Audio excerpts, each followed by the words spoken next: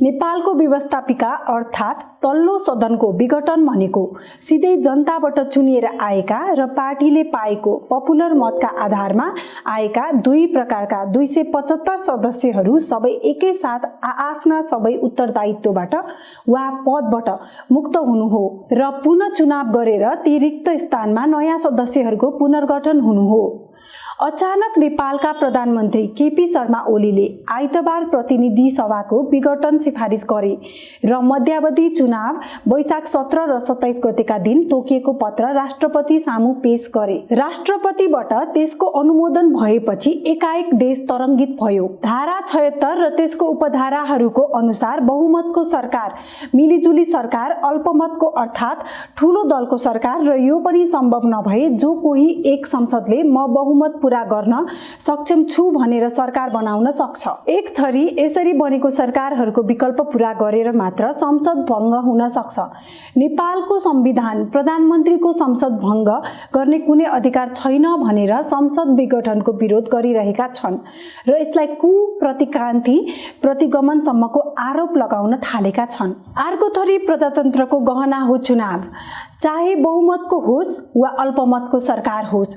यदि जननिर्वाचित प्रधानमन्त्रीलाई आफूमाथि जनताले चुनेको संसदहरूको बहुमत छैन वा घट्दैछ भन्ने लाग्यो भने सरकार ताजा चुनाव गराएर जनतामा जानु प्रजातान्त्रिक पद्धति नै हो वा प्रधानमन्त्री जस्तो गरिमामय पदको यो विशेष अधिकार हो र यो प्रचलन प्राय सबै प्रजातान्त्रिक पद्धति रहेको देशमा हुन्छ नै र छ भन्ने जिकिर गरिरहेका छन्। त के संविधानले संसद नै विघटन नहोस् 5 वर्ष भन्न चाहेको हो वा संविधान लेखिदा यो छुटेको हो?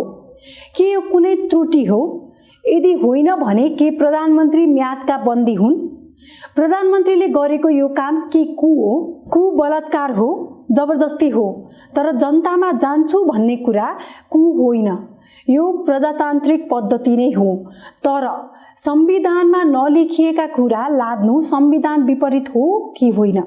संविधानको कुरालाई यो वा त्यो जुनै कारणले प्रभाव पारे पनि त्यसको प्रभाव कसलाई पर्छ? जनता विभाजन हुनु भनेको देश कमजोर हुनु हो?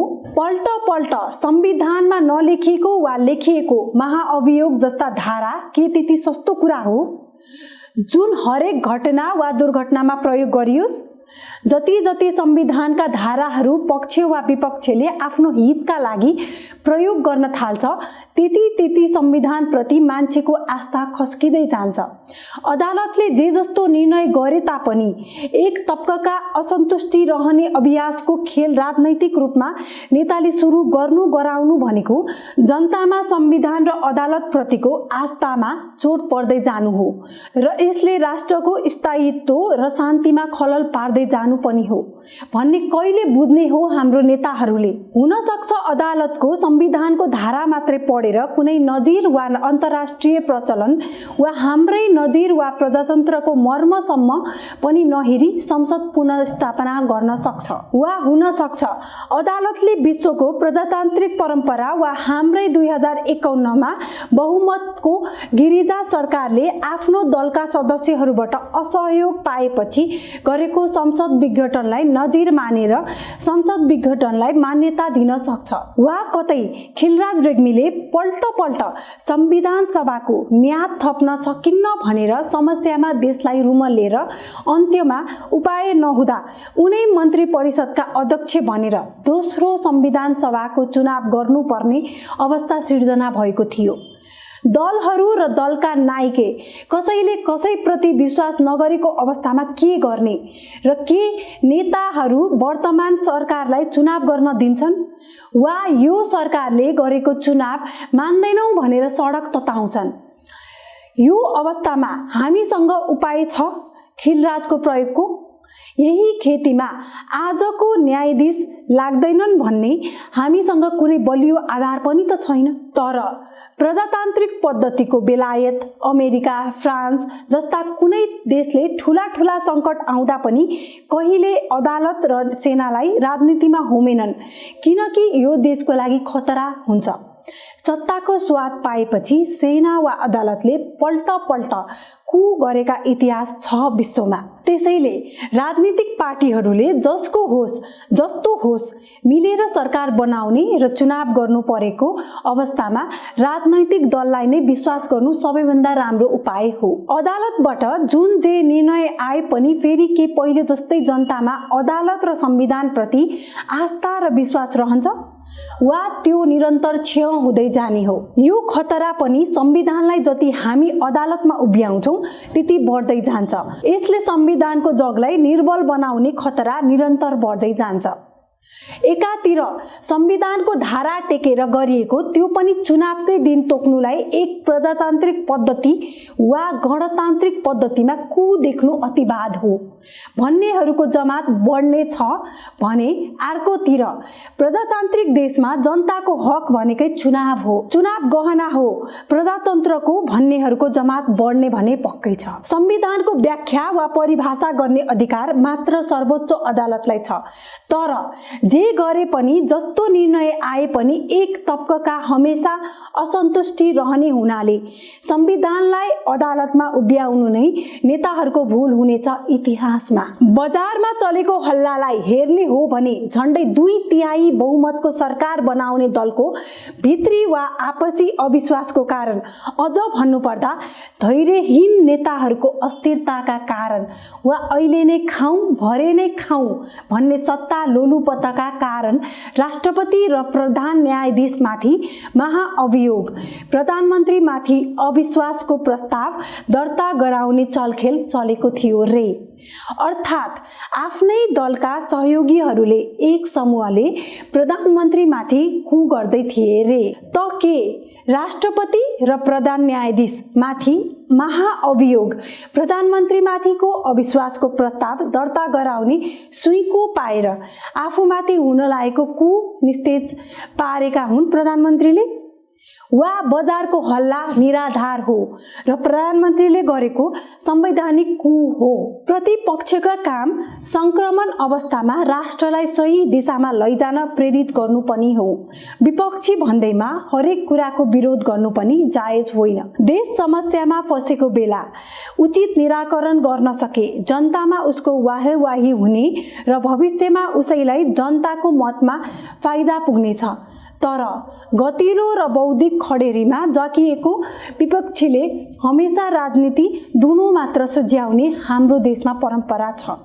नेपालमा स्पष्ट खेल खेल्छ र 70 वर्षदेखिको अनेक खेल खेल्दै आएको हो भारतले। नेपालमा सके बुलेट नसके ब्यालेट, त्यसैले पनि नसके निरन्तर नेताहरू किनेर अस्थिरतामा जाकिदिएर बाध्य भएर नेपाल यस्तो जर्जर अवस्थामा पुगोस् र सरेन्डर गरोस् भन्ने भारतको नीति हो। हिमालको कारण, संस्कृतिको कारण सधैँ टाढा रहेको चीनले स्पष्ट नेपालको राजनीतिमा हस्तक्षेप गरेको देखिन्न।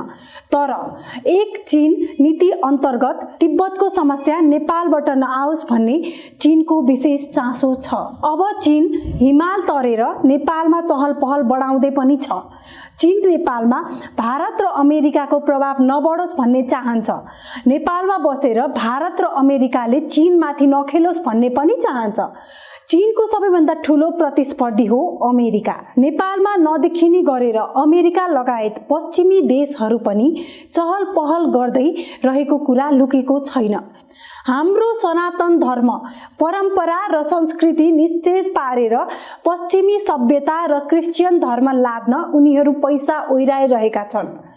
चीनको विकास र शक्तिलाई नेपालमा बसेर रोक्नु वा टुक्र्याउन सकिन्छ भनेर अमेरिका कतै भारतको काँध चढेर त कतै अन्य युरोपीय देशहरूको भुइँ चढेर नेपालमा छाइरहेको छ।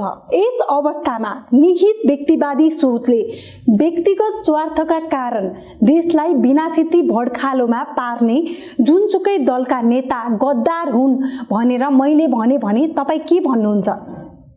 के अझै बेला भएन र व्यक्तिगत स्वार्थ छाडेर देशका लागि सोच्ने, देशको लागि बाँच्ने?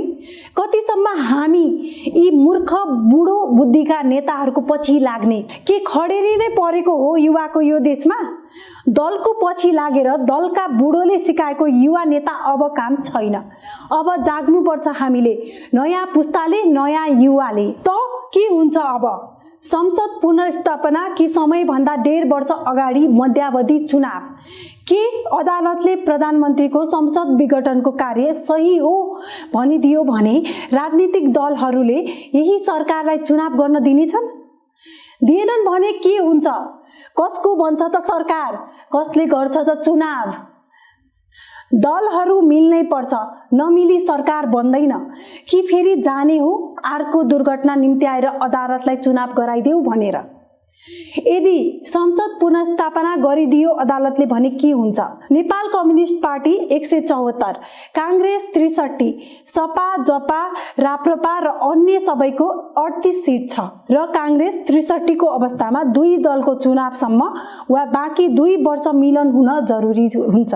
भर्खरै फुटेका ओली प्रचण्ड मिल्ने सम्भावना रहन्न। कतै कांग्रेसको भाग्य त बल्दैन। के यो भाग्य बदलाइले भविष्यमा फाइदा हुन्छ कांग्रेसलाई? हाम्रो बहुमतको संख्या 138 हो। त के छ समीकरणमा? कांग्रेस 63, ओली 82, जम्मा 145, बहुमतको संख्या 138 हो। यो समीकरणमा सरकारको नेतृत्व गर्ने कि केपी ओली कि शेरबहादुर देउबा हो? के शेरबहादुर देउबाले हुनेसम्म बार्गेनिङ गर्दैनन्? ओली वा प्रचण्डलाई साथ दिन जताबाट जति धेरै पाइन्छ त्यतै कांग्रेस लाग्दैन भन्ने अविश्वास गर्न सकिन्न। अर्कोतिर आफूले नेतृत्व गरिरहन हुनेसम्म कांग्रेसलाई दिँदैनन् होला र ओलीले? आफ्नो नेतृत्व नहुने वातावरण पक्का हुन गएमा कतै ओलीले शेरबहादुरलाई नै समर्थन त गरिदिने होइनन्? जे पनि हुन सक्छ, जता पनि जान सक्छ। समीकरण ओलीकै सरकार निरन्तर रहोस् वा मिलेर प्रचण्डको वा शेरबहादुरकै सरकार बनोस् वा चुनाव होस्। चुनाव त हुनै नै छ 4 महिनापछि, समयभन्दा 1.5 वर्ष पहिले होस् कि 2 वर्षपछि। अनन्त चुनाव नै निराकरण हो समस्याको। चुनाव नै गहना हो लोकतन्त्रको। चुनावको कुनै विकल्प छैन संसारमा। 20औं वर्ष लडे पनि, 20औं वर्ष सैनिक सक्रिय रहे पनि, 20औं वर्ष कसैले बल जबरजस्ती चलाए पनि, 20औं वर्ष मिलिजुली शासन गरे पनि अन्त्यमा विकल्प चुनाव नै हो लोकतन्त्रमा। जे होस् जसरी होस् तर शान्तिपूर्वक होस्, इमानदारीतापूर्वक होस्, जनताको जीवन सुरक्षित बनेर होस्, राजनीतिकको हलचल। हस् त म आभा शर्मा आजको विश्लेषणबाट म बिदा माग्दछु। त्यसैगरी म पक्कै पनि अर्को पटक अर्को नयाँ विश्लेषणका कुराहरू लिएर उपस्थित हुने नै छु। त्यति बेलासम्म तपाईले हाम्रो फेसबुक पेज र युट्युब च्यानल लाइक र सब्स्क्राइब पनि पक्कै गर्न सक्नुहुन्छ। त्यस्तै गरी विश्लेषण प्रति वा म प्रति कुनै पनि सल्लाह वा सुझाव भए मलाई ट्विट भने पक्कै गर्न सक्नुहुन्छ @ava_खबरीमा। हस् त, नमस्कार।